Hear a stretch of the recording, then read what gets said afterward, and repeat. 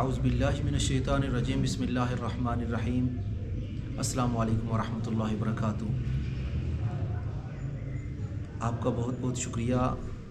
آپ نے مجھے موقع دیا کہ میں رمضان المبارک کے حوالہ سے اپنا پیغام آپ سب تک پہنچا سکوں اور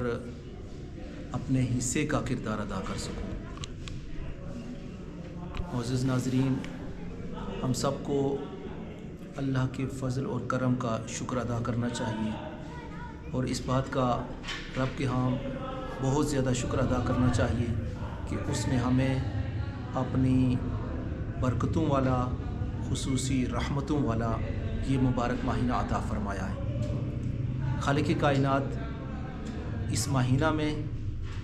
رسول پاک صلی اللہ علیہ وسلم کی احادیث مبارکہ کے مطابق اور قرآن کریم میں آیات بینات کے مطابق بے شمار رحمتوں کا نزول فرماتے ہیں اور تمام قسم کی رحمتوں کے دروازے کھول دیے جاتے ہیں۔ رسول پاک صلی اللہ علیہ وسلم ارشاد فرماتے ہیں کہ جنت کے دروازے کھول دیے جاتے ہیں اور کوئی بھی دروازہ بند نہیں رہتا ہے، اور اللہ پاک جہنم کے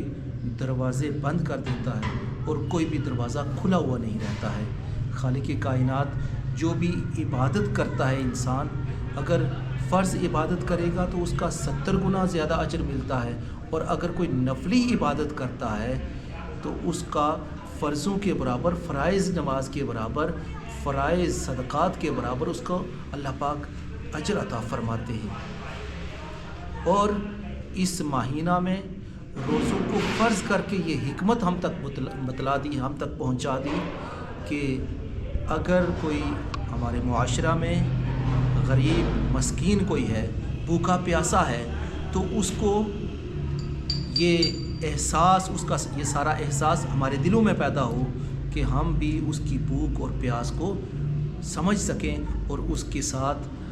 یکجہتی کا اور بھائی چارے کا سلوک کر سکیں۔ میں رمضان المبارک کے حوالہ سے اس مہنگائی کے دور میں، مشکلات کے اس دور میں جہاں بے شمار مشکلات درپیش ہیں، میں مخیر حضرات سے بالخصوص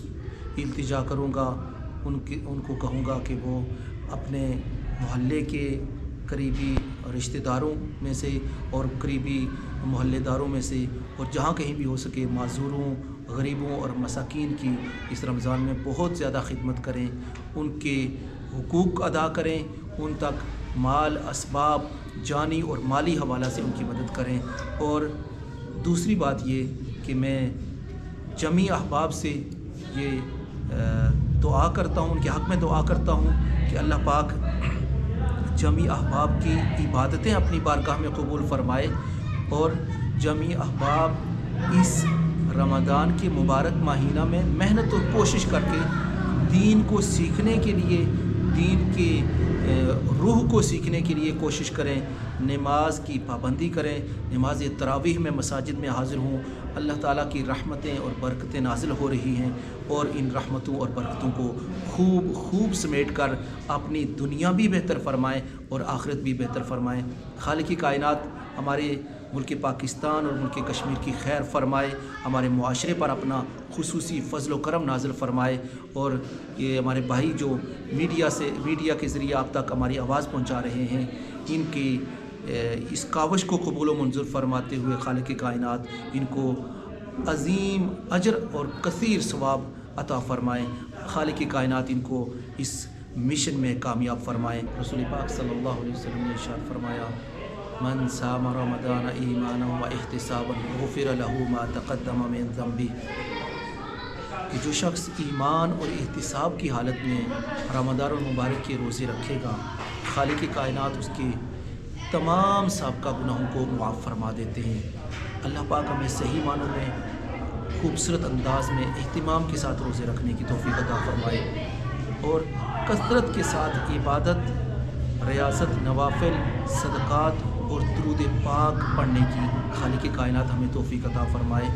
درود پاک کی کثیر تعداد میں، کثیر مقدار میں اگر کوئی شخص درود پاک پڑھتا ہے تو رسول پاک صلی اللہ علیہ وسلم نے ارشاد فرمایا کہ میں قیامت کے روز اس سے مصافحہ کروں گا اور اس کو